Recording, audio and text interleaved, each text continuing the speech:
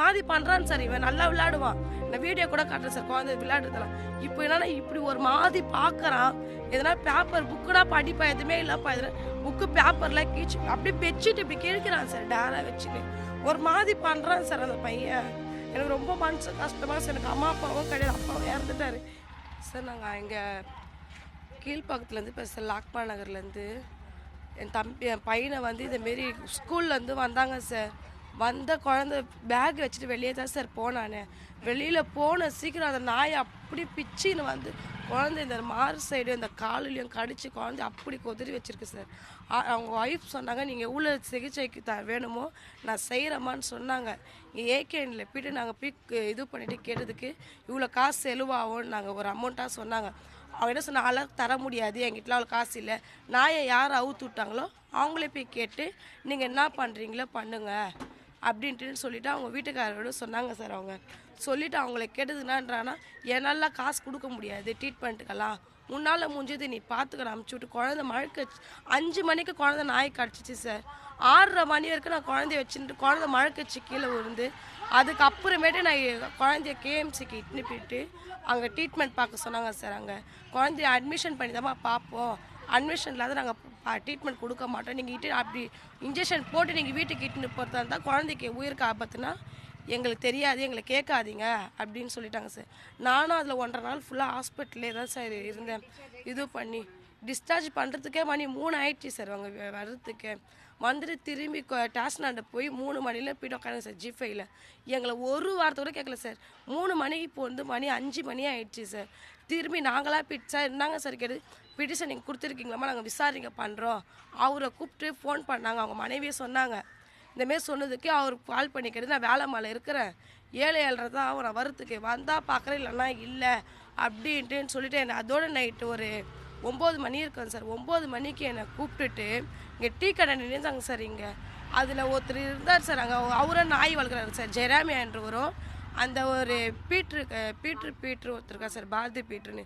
அவரும் சொல்கிறேன், நான் உனக்கு 1000 ரூபாய் தரேன், வீட்டு கேஸை பேசி வாபஸ் வாங்க, உன் குழந்தைக்கு 1000 ரூபாயில் உனக்கு ட்ரீட்மெண்ட் பார்க்க முடியாதா, நாய் கட்சிச்சுன்னா இதுவாயிருமா, எனக்கு ஜட்ஜெல்லாம் தெரியும், இப்போ தான் நான் ஒரு கேஸில் வெளியே வந்துக்கிறேன், ஜட்ஜிக்கிட்ட பேசிட்டு தான் இந்த இது பண்ணேன்னா உனக்கு எதுக்குமே இல்லாத ஆக்கிடுவேன் நான். நாய் கட்சி அது கட்சின்னு உன் புள்ளிக்கு நாளைக்கு எதுனா ஆனால் கூட இந்த 1000 ரூபாய் கூட அது உதவாத போயிடும். அப்போ நான் கேட்டேன் சார், இந்த 1000 ரூபாய் எனக்கு முக்கியமாக, என் குழந்தை உயிர் முக்கியமானதுக்கு நீ இப்போ கேஸ் வாபஸ் வாங்குறியா என்னன்ற கையை பிடிச்சி இருக்கிறார் சார். ஜெராமியாண்டர் சொல்கிறாரு, ஜெராமியாண்டர்கிட்ட போய் ஒரு ஆலோசனை கேட்டுன்னு இருக்கார் சார். நாய் வளர்க்குறவர், அந்த நாயை என்ன பண்ணலாம், நாயை இட்டுன்னு போய் கணஞ்சாவடி சைடு போய் இட்டுன்னு போய் விட்டுருங்க, அப்போ விட்டுட்டாங்கன்னா போலீஸுங்க வந்து பார்த்தாங்கன்னா நாய் இல்லை, அப்போ இந்த வீட்டு நாய் கடிக்கலன்னு சொல்லுவாங்க. எல்லாம் எனக்கு ஐடியா கொடுத்துட்டாங்க, இட்டுன்னு போய் நாயை விட்டுருவேன். என் பையனோட சேர்த்து இதோட 4வது ஆள் சார். அந்த செருப்பு நீங்கள் விசாரிச்சாலே சொல்லுவாங்க சார். ஏற்கனவே கோழி எல்லாம் பிடிச்சி கூண்டுலேருந்து கடிச்சு அது போய் துப்பிக்கு சார் நாய். ஏற்கனவே ஒரு 3 பேர் கடிச்சிருக்கு. இப்போ என் பையனை சார் பிடிச்சி அப்படியே இந்த சினிமாவில் காட்டுவாங்க பார்த்தீங்களா சார், இந்த இதுவில் நாய் அப்படியே கடிச்சு வலிச்சிட்டு போவாங்க பார்த்தீங்களா, அந்தமாரி கடிச்சிட்டாங்க. அங்கே பிடிச்சா அவங்க வீட்டு மேலேக்கு வலிச்சிட்டு போதான் சார் நாய். அங்கே இருந்தவங்க எல்லோரும் யார் இருந்தாலும் இட்டுன்னு வாங்கம்மா நாங்கள் சொல்கிறோம், நாங்களும் இதுவும் பண்ணுறோமா, அது குழந்த நாளைக்கு ஏதோ நான் எதனா சார் என்ன பண்ணுறது அப்படின்னு எங்களே கேட்டாங்க சார். அவங்க இப்போ G5ல நாங்கள் போய் இவ்வளோ நேரம் கையில் எங்களை கூப்பிட்டாங்க. இந்த குழந்தைக்கு ஜுரம் ஒரு மாதிரி பண்ணுறான்னு சார். இவன் நல்லா விளையாடுவான், நான் வீடியோ கூட காட்டுறேன் சார் குழந்தை விளையாடுறதெல்லாம். இப்போ என்னன்னா இப்படி ஒரு மாதிரி பார்க்குறான். எதனா பேப்பர் புக்குனா படிப்பா, எதுவுமே இல்லைப்பா. எதுனா புக்கு பேப்பர்லாம் கீச்சு அப்படியே பெட்ஷீட் இப்படி கிழிக்கிறான் சார் டேராக வச்சுன்னு. ஒரு மாதிரி பண்ணுறான் சார் அந்த பையன். எனக்கு ரொம்ப மனசு கஷ்டமாக சார். எனக்கு அம்மா அப்பாவும் கிடையாது, அப்பாவும் இறந்துட்டார். என்னை வளர்த்துவங்க தான் இவங்க. நான் இங்கே வருவேன், இவங்க எதனாச்சும் என்னை தருவாங்க, எனக்கு ஒரு எதனாச்சும் செய்வாங்க.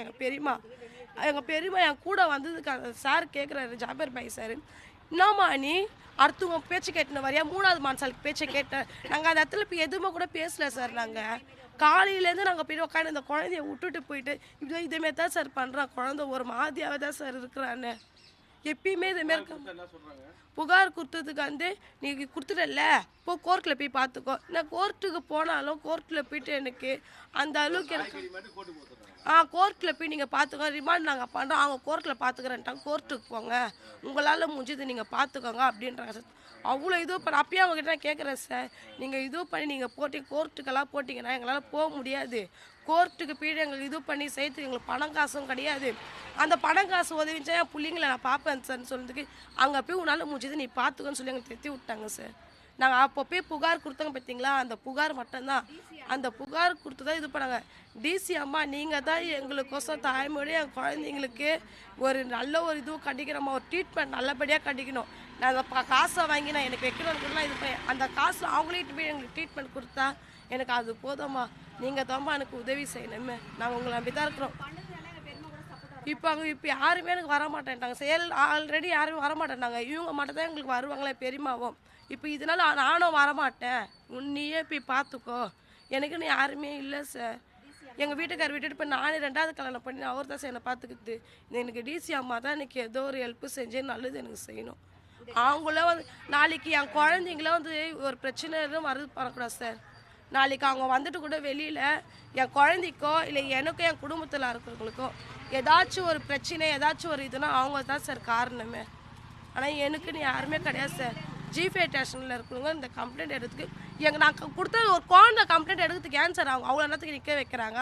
நான் அவ்வளோ நேரத்துலேருந்து போய் நான் அவ்வளோ நாய் மாரி காத்திருந்தேன் சார். நான் ஏதோ ஒரு கேஸை வச்சு நாங்கள் விசாரிச்சுன்னு இருக்காங்க, அந்த ஃபேமிலி விஷயம் அவங்களை நிப்பாட்டிட்டு கூட என் குழந்தைக்கோசம் ஒரு ஆதரவாக பேசியிருக்கலாம். நீங்கள் வெயிட் பண்ணுங்கள், அந்த குழந்தைக்கு என்ன ஏன் தெரியல, என் குழந்தைய கூட அவங்க சட்டா பண்ணாதான் அந்த அவங்க ஒரு ஃபேமிலி விஷயமா அவங்க பேசிட்டு இருக்காங்க சார். வயசு பசங்க கேஸுன்னு சொல்லிட்டு அப்போ அது நீங்கள் விசாரிங்க, அது ஃபேமிலிக்கு அது வேணாம் இல்லை. இப்போ என் குழந்தைக்கு நாய்க்காச்சு என் குழந்தை இந்தமாரி இருக்குது, என் குழந்தைக்கு தானே சார் ஒரு முக்கியத்துவம் பண்ணணும். குழந்தைக்கு வாந்தி எடுத்துட்டு இருக்கிறா நாங்கள் சொல்லுறோம்.